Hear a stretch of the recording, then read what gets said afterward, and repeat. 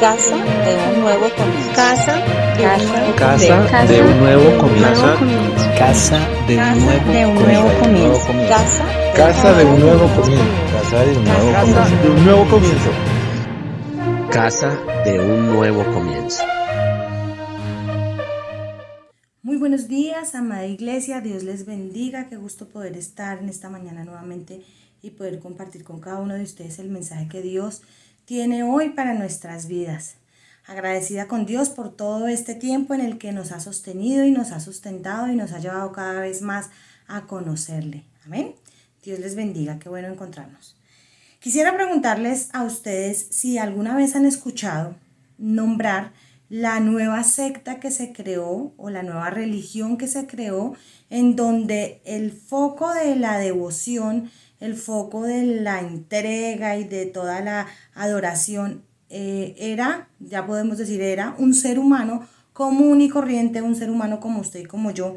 Y cuando les diga el nombre, ustedes ya rápidamente lo van a identificar, porque se trataba nada más y nada menos de Diego Armando Maradona, un futbolista argentino que tuvo un gran éxito en su carrera futbolística, a tal punto que a pesar de todos sus errores, a pesar de todas sus faltas, a pesar de todos los escándalos y las cosas que surgieron a su alrededor, sus fanáticos se volvieron tan devotos a él que decidieron crear una religión, una secta, los maradonianos. Y ellos hacían y hacen culto a Maradona en honor a todo lo que ellos consideraban les había brindado con los éxitos y demás en el campo futbolero.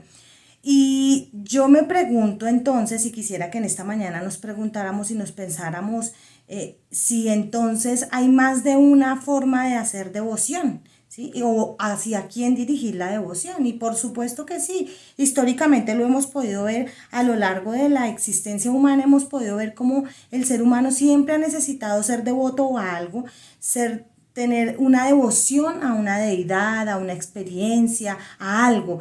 Cada cultura, cada sociedad ha tenido una devoción a diferentes medios y a diferentes divinidades. Pero usted y yo sabemos, y si estamos hoy convocados aquí, sabemos que no es la devoción correcta, porque la devoción correcta está centrada ¿en quién? En nuestro Dios, creador del cielo y de la tierra. Por esa razón quiero que hoy pensemos un poco en ese concepto de, bueno, ¿qué sería entonces la devoción?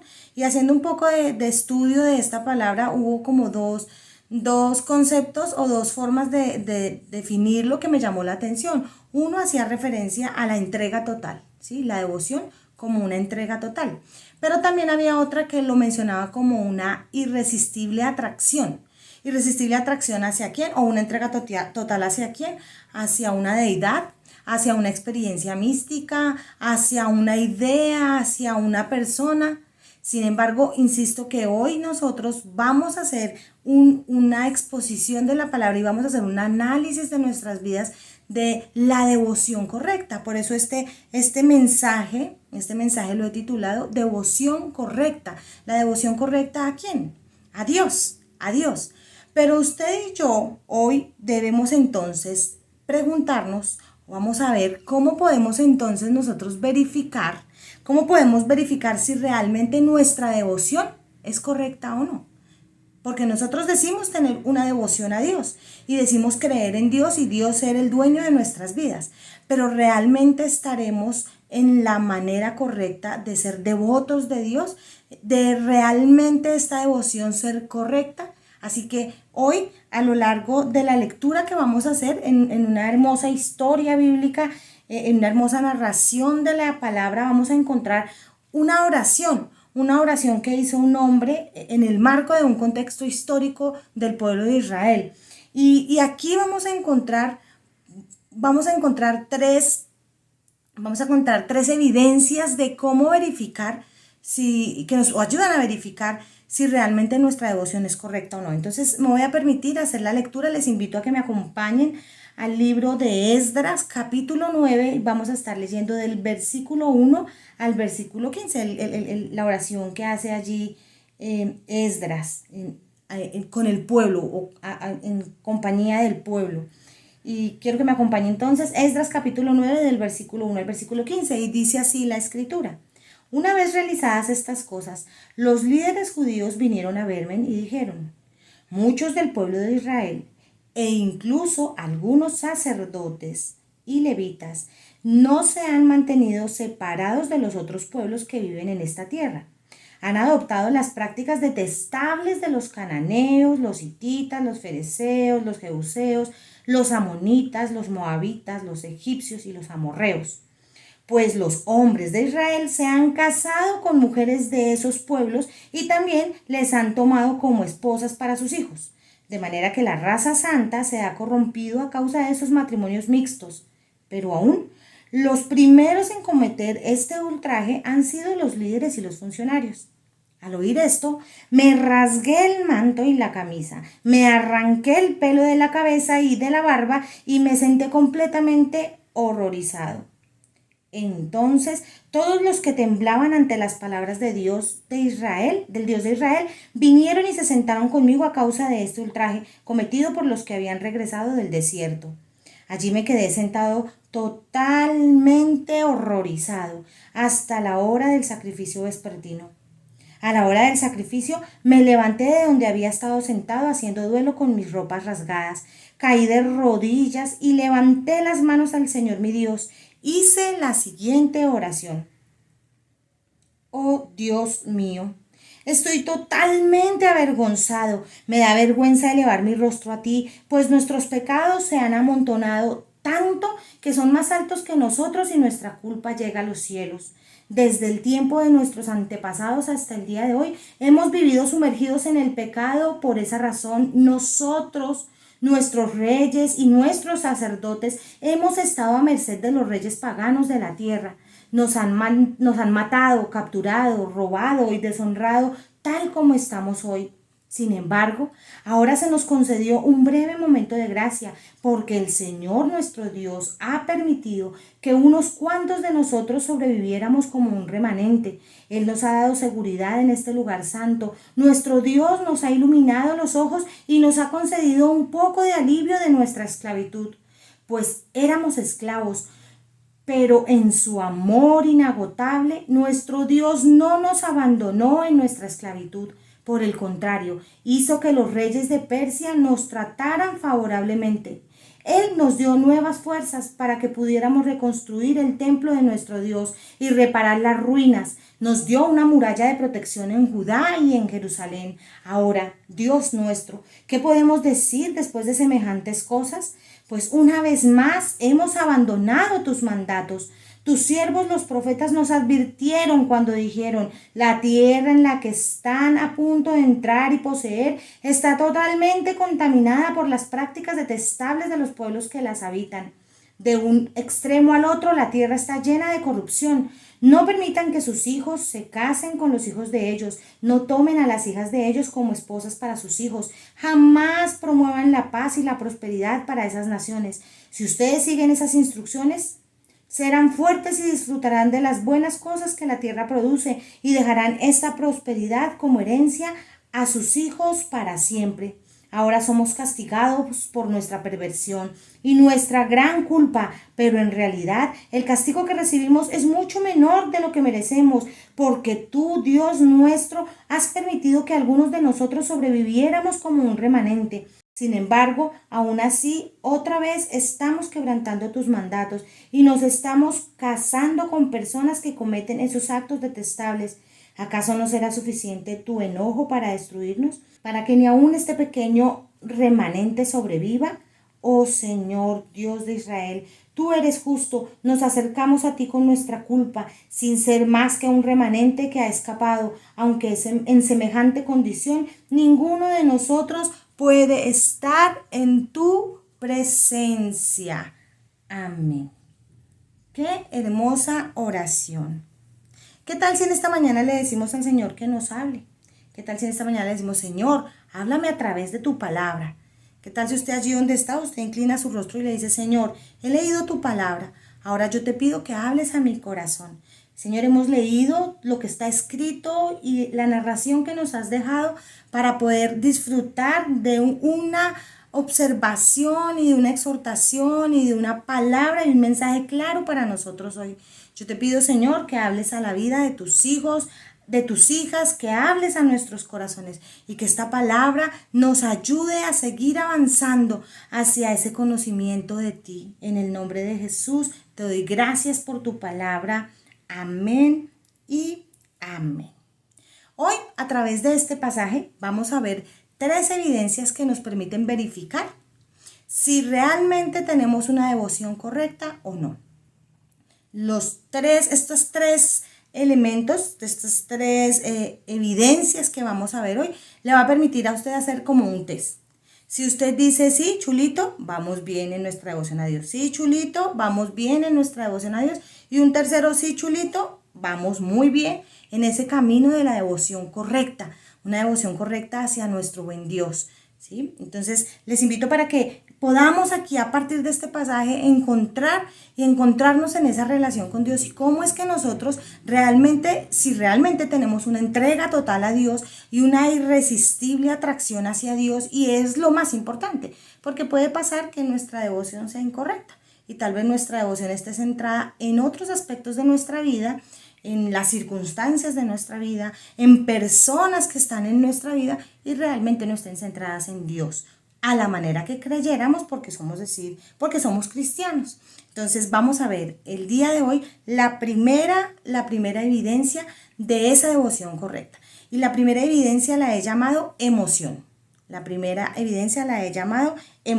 ¿Y por qué emoción? Cuando hacemos la lectura de este pasaje, podemos ver en el marco de la historia lo que está sucediendo y hace referencia a un grupo de personas, a un grupo de judíos que está volviendo del cautiverio, ya después del exilio, después de haber sido llevados a otras naciones. Algunos de ellos volvieron dirigidos por diferentes líderes, en este caso es Esdras, el sacerdote y escriba, quien viene acompañando a este grupo de personas y traen una misión de restaurar el culto, de restaurar el templo, de restaurar la devoción a Dios.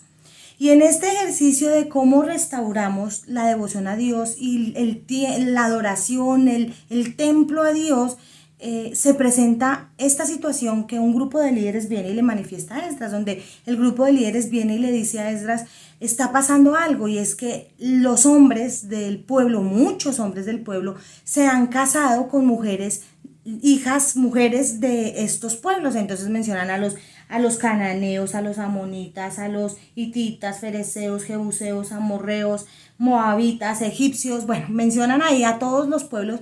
Dice, y no solo eso no es lo más grave es que los dirigentes y los líderes del pueblo también lo han hecho, y no solo se están casando ellos, sino que también están casando a sus hijos con estas mujeres.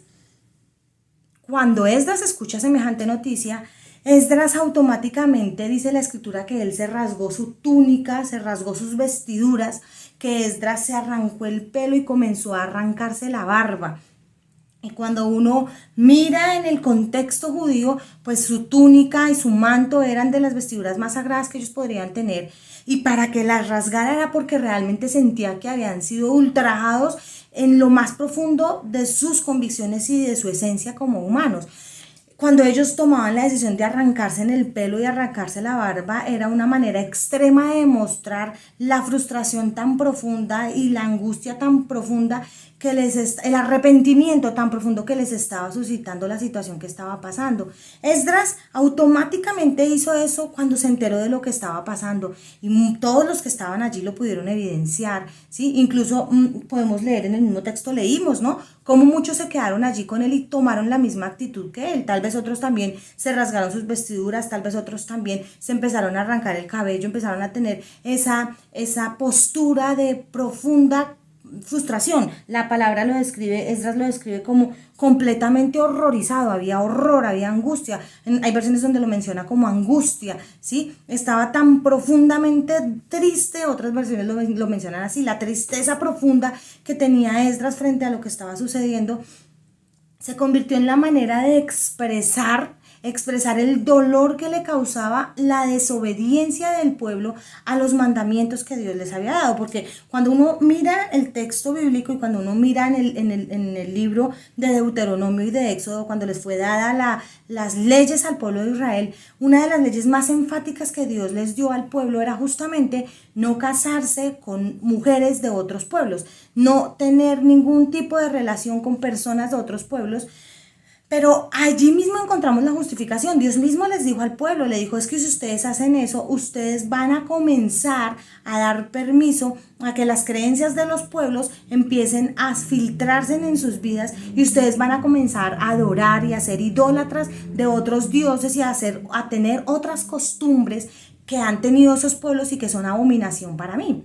Fue la razón por la que Dios les dijo a ellos que no podían casarse, no tanto por la no combinación de las razas, porque digamos que genéticamente tenían unos linajes muy similares, era un linaje semítico muy similar, pero la esencia de esa regla y de ese mandamiento dado por Dios al pueblo de Israel estaba justamente en el cuidado de la espiritualidad del pueblo. Y por eso cuando Esdras se entera de lo que está haciendo el pueblo, Esdras entra en un profundo estado de tristeza y todo el mundo puede ver la expresión de sus emociones, la expresión de su emoción frente a esta falta que el pueblo había cometido. Esto me hace acordar mucho en la historia y en la narración bíblica, cuando Jesús entra al templo y ve que el templo se había convertido como una plaza de mercado y que estaban vendiendo animales y estaban vendiendo diferentes tipos de productos y estaban comercializando dentro del pueblo. Y dice la palabra que Jesús se airó profundamente, a él le dio ira y él comenzó a voltear las mesas de los cambistas, a voltear, a hacer todo. En su emoción la ira saltó y fue expresada como una emoción de profunda devoción a Dios. Lo mismo sucedió con Esdras. En su emoción podemos ver una profunda devoción a Dios, ¿sí? Tanto en Jesús como en Esdras podemos ver cómo a través de sus emociones los demás pudieron evidenciar la profunda entrega que había a Dios y la profunda atracción que ellos sentían hacia Dios, hacia los mandamientos que Dios había establecido.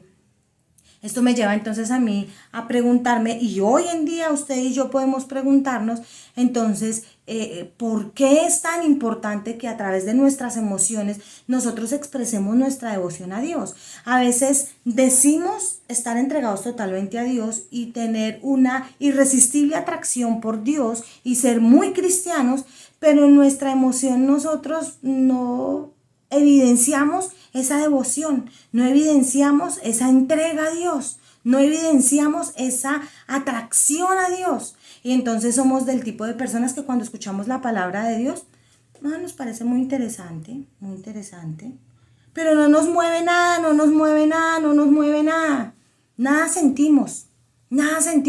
Cuando estamos cantando y adorando al Señor, es una canción más, pero emotivamente no me lleva a mí a expresarle algo a Dios.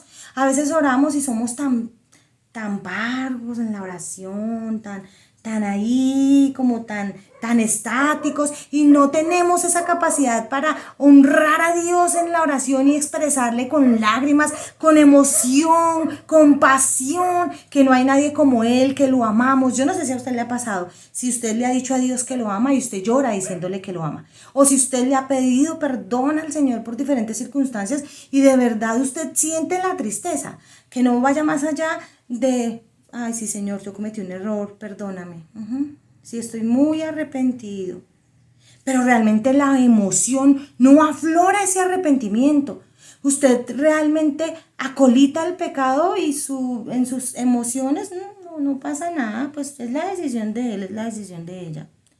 Cuando realmente en nosotros tiene que arder en esa emoción mi devoción a Dios. ¿Cómo es que mis emociones realmente me están a mí dejando ver si yo tengo una devoción correcta o no tengo una devoción correcta a Dios? Si a mí me da igual estar o no estar en el culto, ¿sí? Si yo siento o no siento la emoción de adorar, de exaltar, de orar, de compartir con mi familia e iglesia, si yo tengo esa emoción ahí latente, si a mí me emociona Dios, si me emociona su palabra, si me emociona lo que Él hace por mi vida, como cuando Dios hace cosas maravillosas, y yo digo, a veces somos tan parvos ahí, como tan estáticos, y no tenemos esa capacidad de expresión de decir, wow.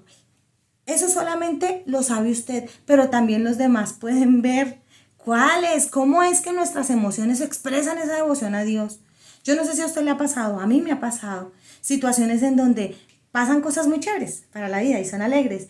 Y me llaman y me dicen, pasó esto, le proponemos esto, hagamos esto y bien. Y yo termino la llamada y yo siento una profunda emoción y yo solo digo, te amo Jesús, gracias. Te amo Señor, gracias por abrirme esta puerta que yo no estaba buscando, gracias. Pero se siente aquí y eso es lo que nosotros necesitamos, sentir profundo la devoción a Dios. Si usted no lo siente, si a usted Dios no lo emociona, si su palabra no lo emociona, si la alabanza a Dios, la adoración a Dios no lo emociona, si la oración a Dios no lo emociona, no ponga chulito, porque algo no está bien. Nuestra emoción está íntimamente relacionada con nuestra devoción a Dios y lo vemos en la historia, como Esdras estuvo completamente horrorizado y el pueblo se dio cuenta y los que estaban allí al ver esa emoción y esa expresión de la emoción, algunos de ellos también fueron sensibles y mostraron su devoción a Dios asumiendo la misma actitud y sintiéndolo tan profundamente como lo sintió Esdras. Así que mi amado hermano, mi amada hermana, mi invitación y la invitación de Dios para nosotros hoy es: revisemos nuestras emociones, analicemos nuestras emociones. ¿Realmente Dios me mueve el piso a mí? ¿Realmente Dios me mueve las maripositas del estómago? Si no, delicado, porque algo está pasando entonces en mi devoción a Dios. Vamos entonces a avanzar hacia la segunda evidencia para verificar si realmente tenemos una devoción correcta o no. O de pronto nuestra devoción está siendo un poco incorrecta. Y la he titulado acción. Recuerden la primera, emoción, y la segunda, acción. ¿Y por qué la he llamado acción? Cuando leemos el texto bíblico, como lo hicimos al comienzo, nos encontramos que entonces, listo, Esdras escuchó, se sentó, estuvo horrorizado y allí estuvo completamente triste y bueno, ya lo vimos, pero él no solamente se quedó así. La palabra nos muestra y cuando leemos el texto, dice en el versículo 5, a la hora del sacrificio me levanté de donde había estado sentado, haciendo duelo con mis ropas rasgadas. Caí de rodillas y levanté mis manos al Señor, hice la siguiente oración. 4 cosas vemos allí, 4 acciones, ¿sí? 4 acciones, ¿sí? Además de sumarle la acción de haberse rasgado las túnicas, de haber arrancado el cabello, la barba, ¿sí? Vemos en el versículo 5 y en el versículo 6 que Esdras se accionó. Esdras hizo, ¿qué hizo? Dice que se levantó a hacer el sacrificio. Llegó el tiempo del sacrificio, el momento para el sacrificio, ¿sí? Y se levantó. Y dice que se levantó del lugar donde estaba sentado, de haber estado allí con su profunda emocionalidad allí quebrantada. Se levantó de allí y dice que él se cayó de rodillas ante el altar del Señor. Y estando allí de rodillas, dice que levantó las manos al Señor y oró. Esdras tomó una acción frente a eso que estaba sintiendo. Su devoción a Dios lo llevó a accionar, lo llevó a ir directamente al altar del sacrificio y levantar las manos a Dios. Y en esta oración que Esdras hizo, ¿qué podemos encontrar? ¿Qué hizo Esdras? Entonces Esdras comienza a reconocer que está totalmente avergonzado. Eso que estaba sintiendo, eso que estaba allí sintiendo, ese horror, esa vergüenza que él estaba sintiendo, él se levantó, él se accionó y fue directamente a Dios a decirle: me siento avergonzado, me da vergüenza, dice la Nueva Traducción Viviente. Primero dice: estoy totalmente avergonzado, y vuelve e insiste: me da vergüenza elevar mi rostro a ti. Me da vergüenza elevar mi rostro a ti. Entonces empieza a decir, porque nuestros pecados han estado presentes todo el tiempo de nuestra historia. Y entonces comienza a contar cómo los pecados, el pueblo siempre le ha pecado, siempre ha pecado. Y dice, incluso me llama la atención que dice que con todo y todo, y a pesar de que hemos sido esclavos, hemos sido llevados nosotros, nuestros reyes, nuestro pueblo, ha sido llevado, nos han maltratado, nos han capturado, nos han robado, nos han deshonrado.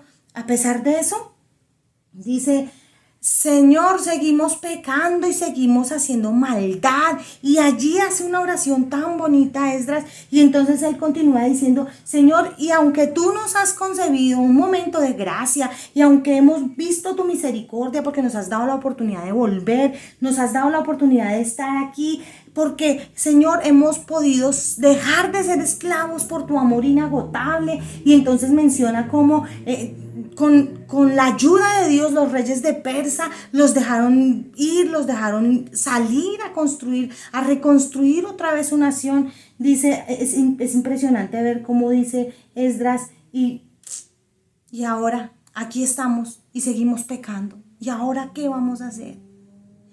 Esta segunda acción, esto segundo digamos que esta, más que segunda acción, esta segunda evidencia, la acción, nos permite ver cómo Esdras tenía una profunda devoción a Dios, una correcta devoción a Dios.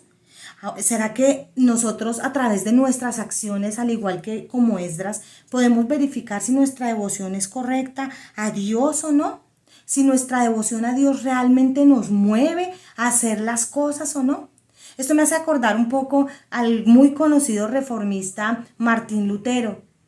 No sé si ustedes recuerdan el episodio, ¿no? Allí en Alemania en el siglo XVI, cuando él comienza a estudiar la escritura, haciendo parte de la Iglesia Católica. Él comienza a estudiar las escrituras y él comienza a darse cuenta que hay cosas que iban en contra de lo que dice la escritura. Y él estuvo en su tiempo de meditación y en su tiempo de estudio, y él sacó 95 tesis que fue y pegó en la iglesia, en las puertas de la iglesia, las pegó allí. Y fue como una protesta, fue una protesta, de ahí surge el protestantismo.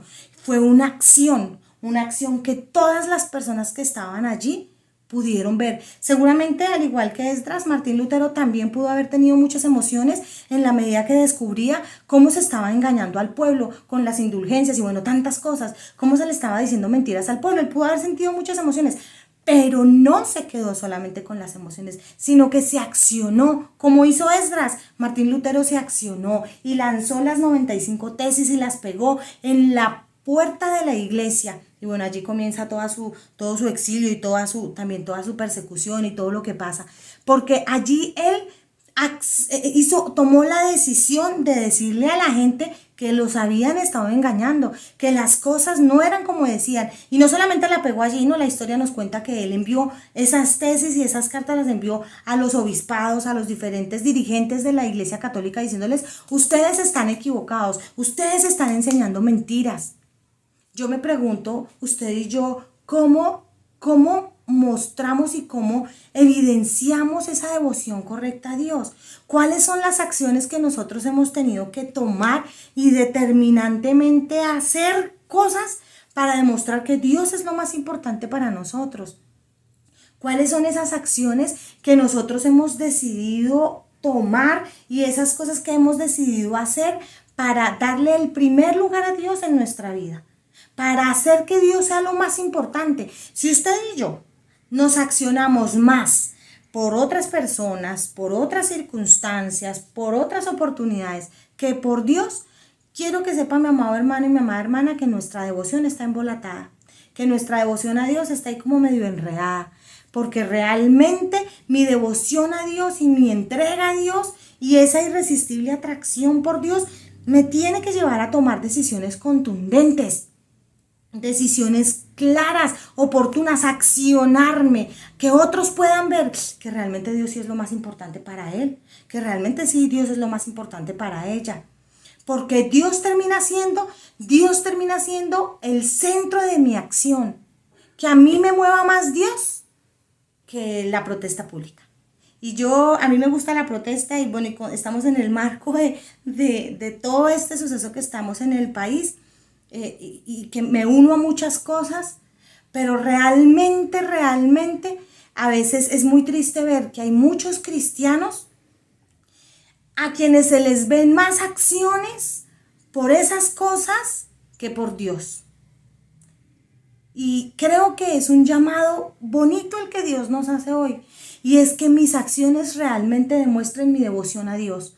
Que realmente mis actos demuestren que Dios es lo más importante para mí. Que los demás, mis vecinos, mis familiares, todas las personas, mis compañeros de trabajo puedan decir, ay, es que él sí es cristiano de verdad.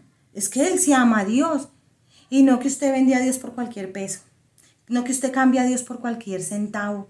No que usted cambie a Dios por cualquier relación, sino que siempre Dios sea lo más importante y frente a eso me acciono. Y entonces todas mis acciones, mi conducta de vida siempre está centrada en Dios, en lo que Dios quiere de mí, en lo que Dios demanda de mí.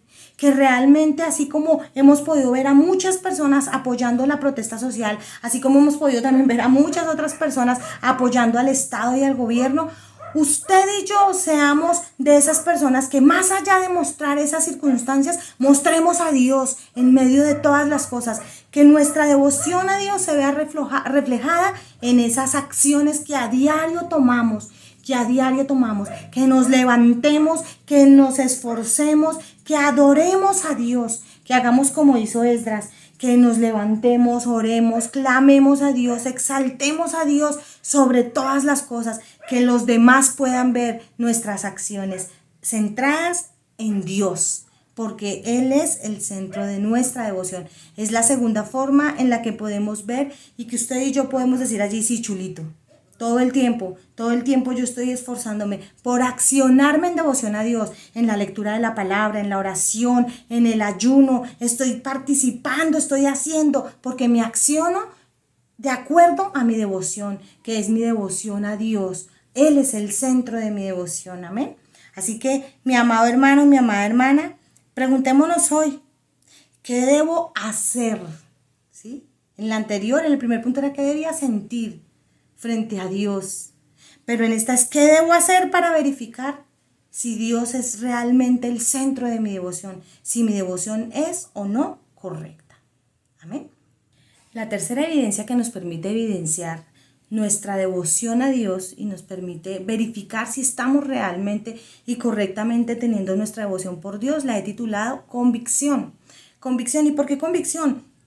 Cuando uno hace una lectura del texto como lo hemos hecho hoy, en la oración que hace Esdras podemos evidenciar una serie de convicciones que él tenía frente a quién era Dios, quién era el pueblo, qué era su tarea, cuál era su labor. Encontramos una serie de convicciones que permiten identificar el por qué él sintió lo que sintió, por qué él hizo lo que hizo y entonces encontramos por qué piensa lo que él piensa, ¿sí? Mientras en un primer momento vimos el sentir, en el segundo vimos el hacer y en esta tercera evidencia vemos el pensar, qué era lo que él tenía como convicción profunda. Y recordemos que la convicción va mucho más allá de un conocimiento y del saber algo. Y la convicción tiene que ver con cómo ese conocimiento yo lo aterrizo en mi vida misma y se convierte en mi verdad y se convierte en mi profundidad. En esta oración de Esdras encontramos profundas verdades como el amor inagotable de Dios. Él sabía que Dios era un Dios que tenía un amor inagotable, una misericordia eterna y que por la gracia de Él era que ellos habían podido volver. Además, Él también mencionaba en la oración que era Dios quien les fortalecía, que era Dios su fortaleza. Mencionaba un poco, me llama mucho la atención la convicción que Esdras tenía frente al pecado, por ejemplo, en donde el pecado para Esdras era un asunto gravísimo, no era algo de mediar con pañitos de agua tibia y ya, sino que él tenía una profunda convicción frente al pecado y además no solamente que él le daba la seriedad que tenía que darle al asunto, sino que además en ese reconocer que era gravísimo lo que estaba sucediendo con el pueblo, él no solamente él reconoce que ellos están faltando, sino que él se suma y él dice, nosotros hemos pecado, aunque él no se había casado con una mujer de otro pueblo, él dice, nosotros hemos fallado. Se me hace muy similar a la oración que hicieron el profeta Daniel y Nehemías también, cuando dicen, nosotros fallamos, nosotros hemos pecado. Una convicción profunda que tenía Esdras era que el pecado no solamente daña a la persona que lo comete, sino que también daña a las personas que están alrededor, ¿sí? Que el pecado, este pecado no solamente afectaba a quienes se habían casado con esas mujeres, sino que era un pecado que iba a seguir dañando al pueblo además, porque él, como lo vemos en la oración que él hace, él dice cómo por mucho tiempo el pueblo siempre cometía el mismo pecado y lo seguían cometiendo, que finalmente eran pecados que los llevaba a la idolatría, a una devoción incorrecta, ¿sí? A ser devotos de manera incorrecta. Y Esdras, en su profunda convicción, él reconoce que ahora ¿qué vamos a hacer? Ahora, ¿qué vamos a hacer si ya hemos sido castigados por este tipo de pecados y seguimos actuando igual? Dios de misericordias. Dios de misericordias. Y a mí me llama la atención cómo él lo menciona. Y él dice en el versículo 15, oh Señor Dios de Israel, tú eres justo. Nos acercamos a ti con nuestra culpa. ¿Sí? Entonces vemos como ese sentimiento, esa acción, ¿cierto? Esa emoción, esa acción. Y se pueden develar a partir de esa profunda convicción que tenía Esdras de quién era Dios para él. Porque él reconocía que Dios era justo, por eso él se acercó y él reconoció su maldad y la maldad colectiva que había y dice, Dios, entonces le dice, Señor Dios de Israel, eres justo, nos acercamos a ti con nuestra culpa sin ser más que un remanente que ha escapado, aunque en semejante condición ninguno de nosotros puede estar en tu presencia. Pero él sabía quién era Dios, él tenía una profunda convicción de lo que era Dios para su vida. Cuando leemos y ahí en la lectura vemos cómo él hace referencia a los profetas y él dice es que los profetas lo anunciaron. ¿Qué significaba eso? Que él tenía un conocimiento de las normas de las leyes, pero no solamente tenía el conocimiento y la norma de que ellos no se podían casar con mujeres de otros pueblos, sino que además lo había interiorizado tanto que era una convicción y él ante eso no estaba dispuesto a ceder. Era una convicción absoluta que eso que estaba pasando era un pecado. Mi amado hermano, mi amada hermana, esto me hace pensar cómo nosotros asumimos las diferentes circunstancias de nuestra vida y si en las circunstancias y en los hechos que vivimos a diario, en nuestras relaciones con los otros, realmente mostramos y dejamos evidente nuestras convicciones, nuestras profundas convicciones arraigadas a la palabra de Dios. Cuando yo leo la oración de Esdras y usted y yo que la hemos leído, nos podemos dar cuenta que era Esdras un conocedor profundo de la escritura, un conocedor profundo de la ley, de la Torá. Él conocía los mandamientos de Dios y no solo los conocía, sino que los había apropiado y estaba convencido de ello.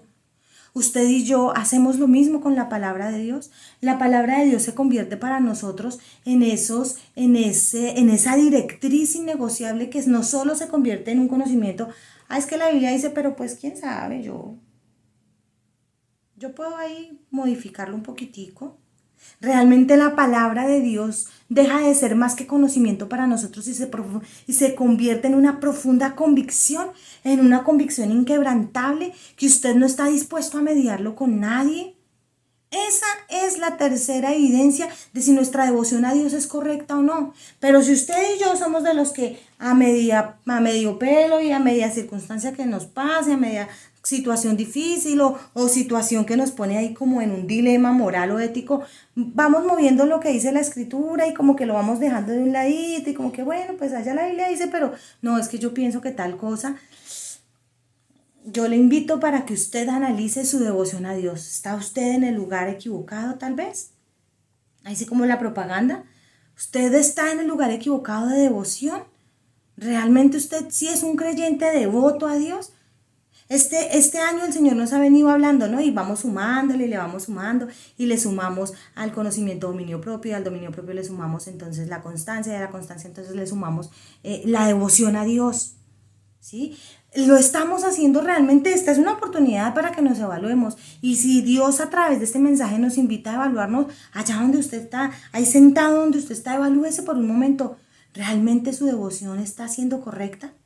¿Usted está en el lugar indicado? ¿Usted está actuando de la manera apropiada?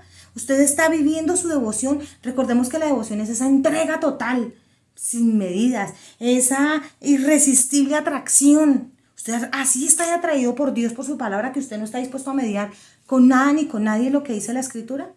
¿O fácilmente usted es de los que apague y vámonos, lo cambio cada vez que puedo, cada vez que quiero, cada vez que lo necesito? Es un fuerte llamado a nuestras vidas. ¿Cómo es que vivimos esta fe? ¿Cómo es que realmente nuestra devoción a Dios está? Si está enfocada correcta o incorrectamente. Y de pronto más bien somos devotos o al trabajo, o a los hijos, o al cónyuge, o a las finanzas, o a mi casa, o a mis cosas, o a mi carro. ¿A qué somos más devotos que a Dios? Que Dios nos ayude. Porque si hay emociones que laten más fuertes por otras cosas que Dios, si hay acciones que hacemos más latentes por otras cosas que por Dios, y si hay convicciones que definitivamente están mucho más arraigadas a otras cosas, a las ideologías de este mundo y a las cosas de este mundo que a Dios, pues entonces analicémoslo y pidámosle al Señor que nos perdone, que nos ayude a ser realmente devotos de Él, que nuestra devoción esté realmente centrada en Él y que en su palabra y en nuestra comunión con Él encontremos esa irresistible atracción, esa entrega total, que sea Él el que nos atraiga totalmente y no otras cosas ni otras circunstancias. Así que mi amado hermano, mi amada hermana, yo quiero invitarle para que allí donde usted está incline su rostro y si usted hoy dijo, no, a mi Dios no me mueve el piso, no, yo no hago nada por Dios. O usted dice, no, mis convicciones están como embolatadas. Esta es la oportunidad para que usted le diga, Señor, perdóname. Dígale allí con sus propias palabras, Señor, perdóname. Perdóname porque nada de ti me emociona. Ni escuchar tu palabra, ni adorar, ni exaltar. Nada me emociona. Porque no me muevo a hacer nada por ti. Tal vez estoy como un muerto viviente aquí en mi comunión contigo y en mi relación. Y tal vez ya estoy tan religioso, siguiendo un cristianismo, que no me he evaluado si realmente siento esa devoción por ti. Dígale, Señor, perdóname. Aviva tu Santo Espíritu en mí. Aviva tu obra en mí. Que así como Jesús vivió, así como Jesús anduvo en el mundo, mostrándote con toda la pasión, yo pueda seguir el ejemplo de Jesús. Dígalo allí en su oración. Que así como Jesús expresó en sus emociones y en su emocionalidad, yo también pueda seguir el ejemplo de Jesús. Señor, que yo pueda morir por tu causa. Que yo pueda entregarme por ti, por tu palabra, por lo que tú has demandado de mí, que mi vida ante el mundo y que los demás puedan ver que realmente yo vivo por ti. Señor, en esta mañana te doy gracias por tu palabra, gracias por lo que hablas a nuestras vidas, gracias porque nos llamas, nos exhortas, nos anima a vivir, Señor, como tú viviste. Gracias porque a través de la obra de Jesús en la cruz, nosotros hoy podemos, Señor, tener las pruebas más contundentes para anclar nuestro corazón, para vivir en devoción a ti, que nada nos mueva de ti, que siempre el centro de nuestra vida, el centro de nuestra oración, de nuestra entrega, el centro de nuestra atracción seas tú, y que, Señor, a través de ti podamos vivir y podamos emocionarnos contigo, podamos apasionarnos por tu presencia, Señor, que podamos esforzarnos por vivir centrados en ti, que podamos accionarnos en ti y actuar con convicciones profundas, Señor. Te doy gracias por tu palabra, gracias por lo que ministras a nuestros corazones. Ayúdanos a tener y a vivir por el camino correcto de la devoción, que seamos, Señor, hijos apasionados por ti, hijos apasionados por tu causa, apasionados por tu presencia, en el nombre de Jesús. Te doy muchas gracias, Señor, por la bendición de poder contar contigo. Amén y amén. Amén. Dios nos bendiga. Qué bendición poder hoy confrontar nuestra vida y poder acercarnos a Dios con esa profunda devoción, con esa profunda entrega. Que este mes, que es el mes de seguir creciendo, de comenzar de nuevo con devoción, sea un mes en donde cada vez que escuchemos las píldoras, que cada vez que escuchemos el mensaje, los mensajes que Dios traiga a nuestra vida, nuestra devoción a Dios cada vez sea más y más y más profunda, que nuestra relación con Dios se vea así como se veía la relación de Jesús con el Padre, una profunda devoción, una entrega total. Amén. Dios les bendiga, muchas bendiciones.